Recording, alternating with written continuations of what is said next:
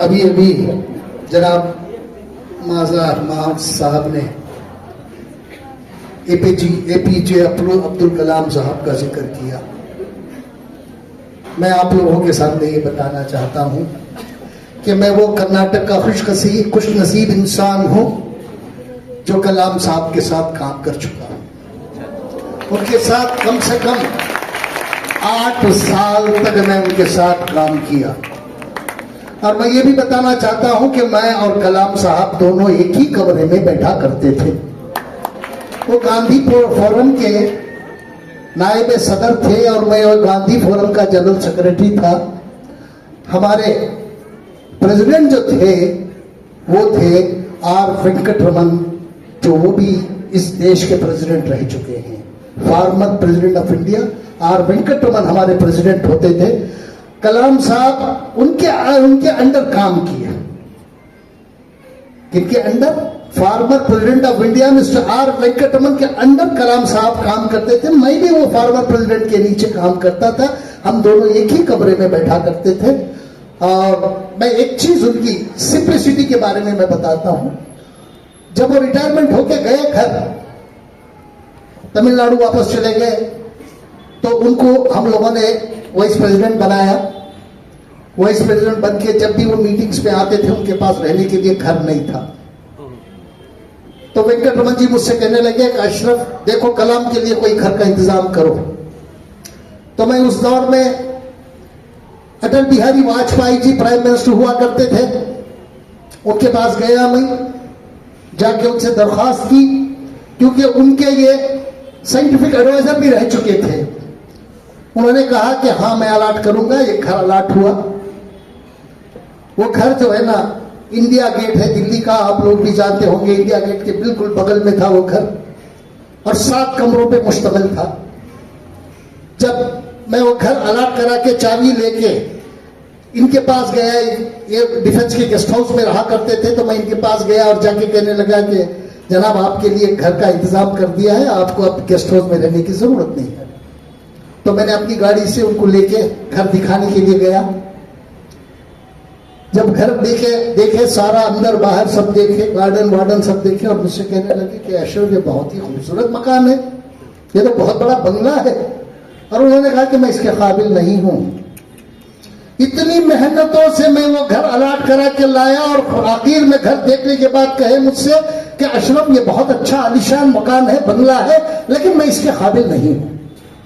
उन्होंने कहा कि मुझे 1 कमरे वाला मकान चाहिए। 1 कमरा, एक जो है ना पढ़ने लिखने के लिए मुझे एक छोटा सा कमरा और 1 बाथरूम और छोटा सा किचन, इसका इंतजाम करो, तब मैं खुश हूंगा। आज मैं इससे खुश नहीं हूं। तो मेरा कहने का मतलब है कि वो जो है ना इतने सिंपल थे। जैसे मैंने उनके साथ 8 साल गुजारे हैं। मैं सिर्फ प्राइम मिनिस्टर के साथ ही नहीं, प्राइम मिनिस्टर के साथ मैंने 10 साल गुजारे थे, इनके साथ भी मैंने 8 साल गुजारे। लेकिन इतनी सिंप्लिसिटी मैं किसी भी नेता में नहीं देखा। जब ये प्रेसिडेंट हो गए तो मैं इनसे मिलने गया, जाके कहने लगा आज आप 1 कमरे का मकान मांग रहे थे, आज 400 कमरों के मकान में आप बैठे हैं। तो हंस के मुस्कुरा के मुझसे कहने लगे कि अशरफ मैं क्या करूं, ये मेरी मजबूरी है, क्योंकि मैं दूसरे लोगों को दिखाना है कि मैं राष्ट्रपति हूं। जब तक मैं हूं मुझे मजबूरन इसमें रहना पड़ेगा। और आपको ये बात भी बता दूं, जिस दिन उन्होंने राष्ट्रपति भवन छोड़ा, जिस दिन उनकी मियाद खत्म हुई, दूसरे ही दिन उन्होंने अपना राष्ट्रपति भवन खाली करके जो है ना वापस जो है ना डिफेंस गेस्ट हाउस चले गए। ये उनकी सिंप्लिसिटी थी। इतना बताना मैं आप लोगों को।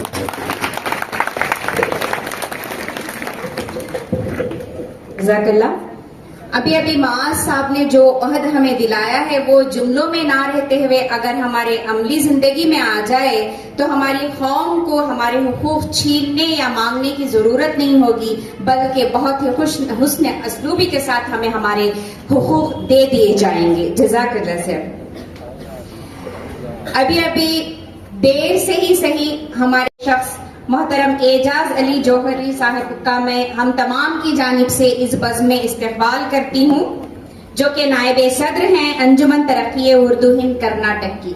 ये महफिल के आदाब होते हैं कि जब हम किसी का इस्तक़बाल करते हैं तो तालियों की गड़गड़ाहट होनी चाहिए। मैं मोहतरम को मदऊ करना चाहूंगी इस शेर के जरिए से कि वो आकर अपने चंद कलमात हमारे सामने पेश करें। शुक्रिया तेरे आने से रौनक तो बढ़ी, शुक्रिया तेरे आने से रौनक तो बढ़ी, वरना ये महफिले जज्बात अधूरी रहती।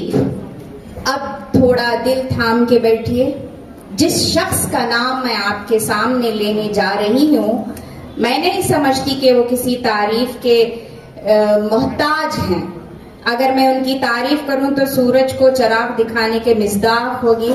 जो महफिल यहाँ पे आज जमी है ये उन्हीं की मरहून मिन्नत है, उन्हीं की बदौलत है।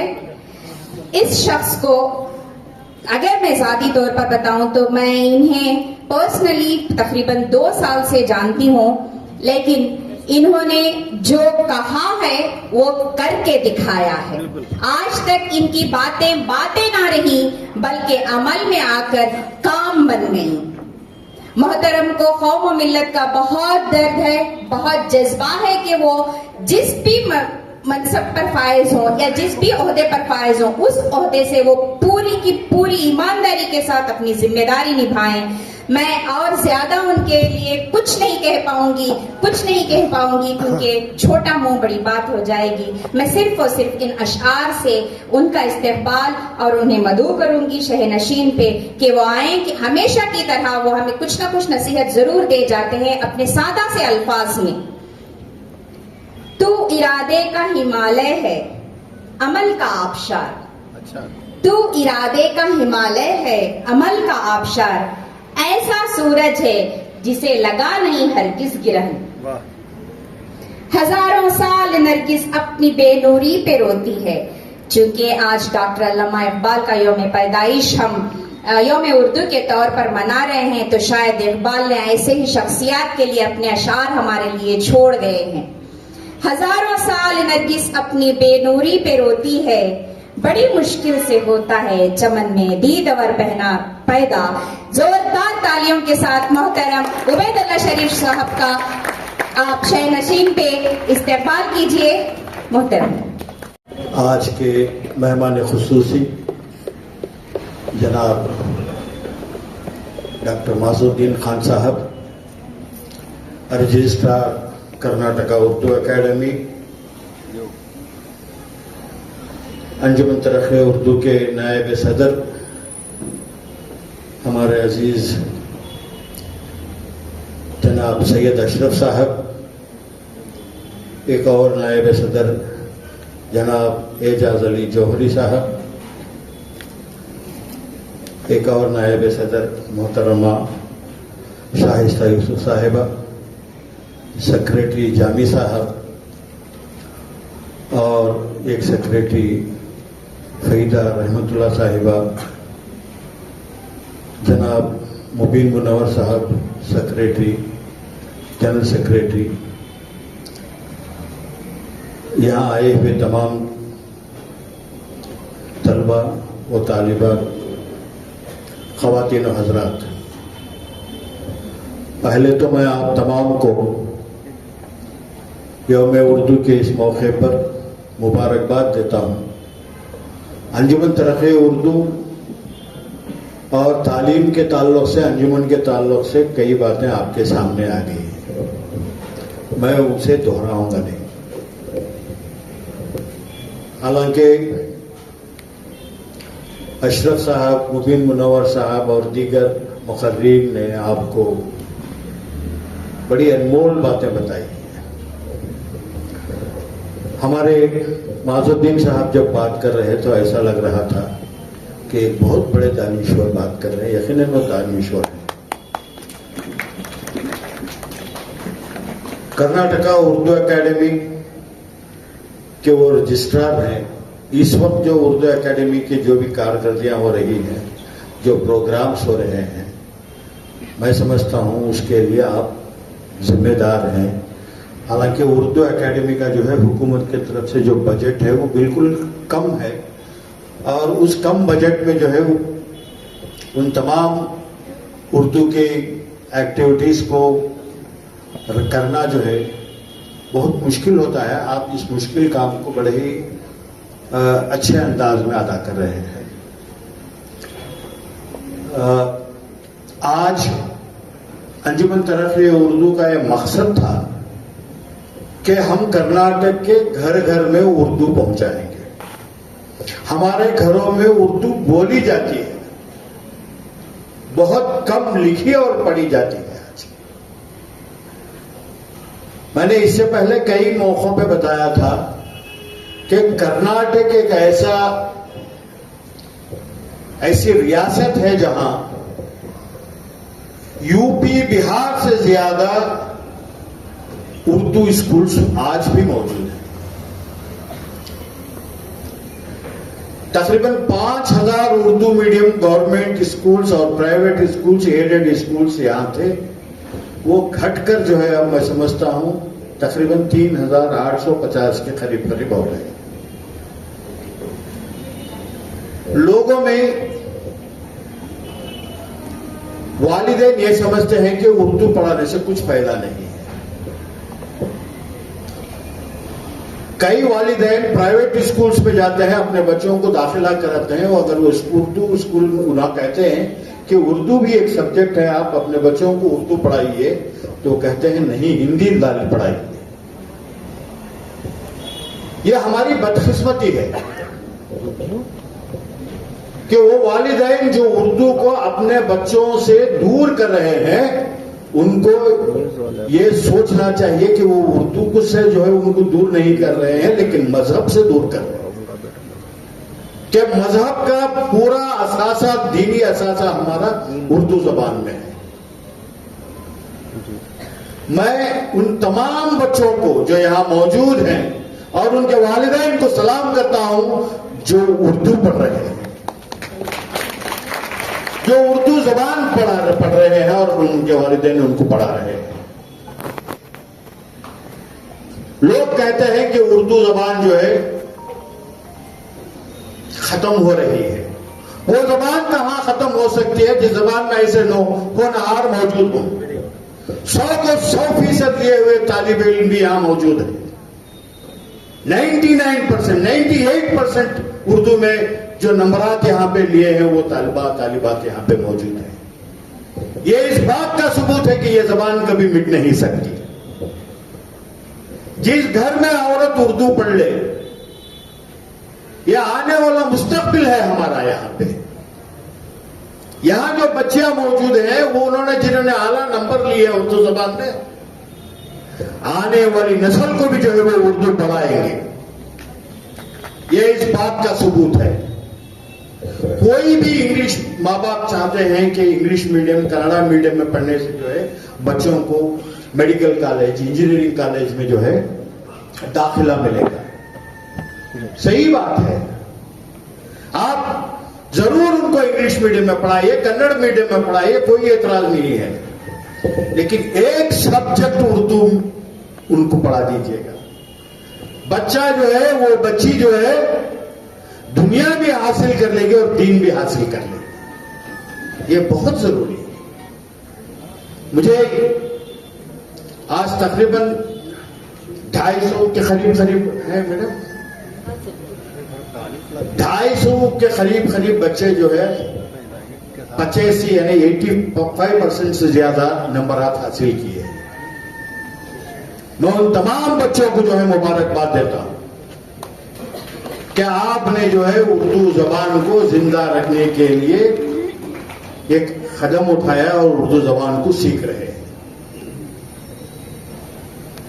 मैं हालांकि कल आज सवेरे तक भी कुछ बच्चे सर्टिफिकेट्स ला के दिए हैं। मैं आज ऐलान करता हूं, ये 2023-24 के बच्चे हैं ना, 2024-25 के बच्चों से जैसे ही इम्तिहान के आपके रिजल्ट्स आएंगे, हमारे पास अपने रिजल्ट की और सर्टिफिकेट की और मार्क्स कार्ड की कॉपी यहां दफ्तर में पहुंचा दीजिए। इंशाअल्लाह अगला इजलास यहां काफी नहीं होगा, बहुत बड़े पैमाने पे करने की जरूरत है। कई बच्चे हैं और भी जिन्होंने आला नंबर हासिल किए हैं। यह हमारी एक कोशिश है कि जैसा कि हमने एक बात कही थी कि हम उर्दू को घर घर पहुंचाएं, ये जरिया है हमारा उर्दू को घर घर पहुंचाने का। मैं आज अंजुमन तरक्की उर्दू हिंद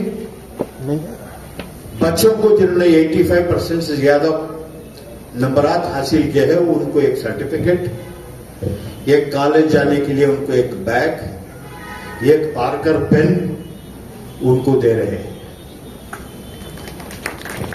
हमारे पास कल तक जो है तकरीबन 200 या 230 बच्चे आए थे। जो पार्कर पेन दे रहे हैं हम, वो जो है हमारे अली जौहरी साहब की तरफ से है।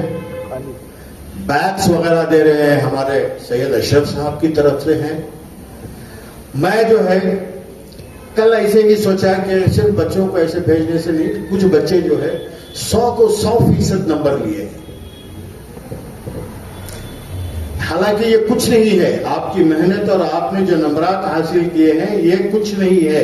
हम जो भी दे रहे हैं ये कुछ नहीं है, ये एक सिर्फ आपको निशानदेही या आपको रिकग्निशन करके आइंदा आने वाले बच्चों को और आपको जो है हौसला अफजाई दिलाने के लिए है कि आप और भी अच्छे नंबर लें। हम जो है आज जो बच्चे 100% नंबर लिए हैं उनको कैश 2000 रुपए का इनाम दे रहे हैं। 99 और 98% लेने वालों को 1000 रुपए का इनाम दे रहे हैं। गौसिया इंजीनियरिंग कॉलेज है, गौसिया इंजीनियरिंग कॉलेज के बानी जो है हाजी नबी शरीफ साहब हैं। उनके फर्जन से मैं जब यहां आ रहा था तो फोन पे बात हो रही थी और मैंने उनसे कहा कि आज हम कुछ इनाम दे रहे हैं। बच्चे जो 100% लिए हैं उनको 1000 रुपए दे रहे हैं। तो उन्होंने कहा कि साहब 1000 रुपए बहुत कम है, आप उनको 2000 कीजिए। और जो है जो बच्चे 99 और 98% जो ले रहे हैं उन बच्चों में जो है 15 बच्चों को मैं भी 1000 रुपए देता हूं। तो उन्होंने उनके तरफ से जो है ये इनाम है आपको। यहां फरीदा रहमतुल्लाह साहिबा बैठी हैं। हम जब भी कुछ प्रोग्राम करते हैं हमारे अंजुमन तरक्की उर्दू की तरफ से, हमारी रीढ़ की हड्डी जो है, कोई भी इदारा बगैर पैसे के माली इमदाद के नहीं चल सकता। उर्दू अकादमी भी जब तक गवर्नमेंट जो उनको ग्रांट नहीं देती उनका इदारा नहीं चल सकता। तो हमें जो ग्रांट आता है उर्दू अंजुमन तरक्की उर्दू को, हम कुछ भी काम करते हैं तो पहला जो हमें ग्रांट मिलता है वो सैयद अशरफ साहब की तरफ से है, एजाज अली जौहरी साहब की तरफ से है, हमारी फरीदा रहमतुल्लाह साहिबा है और भी कुछ हजरात हैं। ये सब लेकर हम जो है आपको कुछ हमारे अंजुमन के काम करते हैं। काफी देर हो चुकी है, आपको सर्टिफिकेट्स भी देना है। एक मशवरा ये है कि आप लोगों को खाने के भी इंतजाम किया गया। अशरफ साहब को दिल्ली जाना है, फ्लाइट है, तो ये बेहतर है कि कुछ इनामात पहले सारे ही दे दें। नाश्ता जबरदस्त किए हैं, भूख नहीं वो, लेकिन बच्चों के जो है पेट सब्र नहीं करेगा। ठीक है, पहले हम शुरू करते हैं, पहले शुरू कर देंगे। मैं यहाँ आए हुए तमाम मेहमानों का शुक्रगुजार हूँ और खासकर उन तलबा का जिन्होंने बड़ी से न सिर्फ उर्दू बल्कि अपने पढ़ाई में जो है एजुकेशन में आला नंबर से आते हैं, लेकिन उनको कई एसोसिएशन ऑर्गेनाइजेशन है, जैसा कि मैडम ने कहा, कोई करोड़, 2 करोड़, 3 करोड़, 5 करोड़, उनकी जरूरत पूरी करें। कोई मेडिकल कॉलेज में जा रहे हैं, उनकी फीस जो है करने के लिए हमारे अशरफ साहब ने एक मशवरा दिया है। हम पूरी कोशिश करेंगे उस मशवरा को अमल करने की। और एक काम, मोहतरम की सादा शख्सियत आपने देखी ही होगी कि मोहतरम कोई भी क्रेडिट अपने दामन में नहीं, वो कुछ नहीं समझता। जज़ाकल्लाह से। तो चलिए आपके मिजाज की बात। उन्होंने पीयूसी डिग्री और एसएसएलसी में नुमाया कारकर्दगी हासिल की है उर्दू जबान में। और क्या है मुस्तकबिल, क्या आप मुस्तकबिल बनाने वाले हैं भाई हमारे आप कौम की अकाबी रूह। सबीहा खानम, अमीना खानम, सानिया सुल्ताना, अमरीन फिरदौस, उम्मे कुलसुम, मोहसिना मरियम, सैयदा उम्मे हानी, अदीबा कौसर।